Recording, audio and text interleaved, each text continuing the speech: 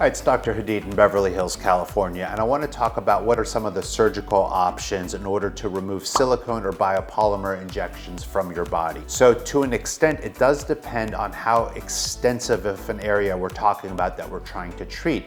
If it's a very localized or limited area, one of the options that we can do is ultrasound-guided removal of the silicone. For example, if you just have a small lump or painful area underneath the skin, we can use an ultrasound to locate the lump and surgically remove it through a small incision. Now, if it's a very extensive area, then we may have to consider an open excision where we do have to create larger incisions in the skin in order to remove a lot of that diseased and damaged tissue. And sometimes we may have to do some reconstruction afterwards, but for a lot of patients, we can just reapproximate the healthy tissue together, but it does leave larger scars on the skin. Now, for the vast majority of patients who do have complications coming up from silicone or biopolymer injections, our specialized technique employs Vaser liposuction, which first uses ultrasonic energy to break up the silicone. And then we go in with liposuction using traditional liposuction techniques to remove a lot of that silicone that has been broken up by the Vaser technology. And then for some patients, especially for larger areas, the skin may be loose after we remove the silicone. So we do employ skin tightening technologies such as Renuvion to tighten up the skin afterwards to give you a really nice result. So it's not just a matter of removing the silicone, we want to make sure that you have a very nice aesthetic cosmetic result after the procedure has been completed.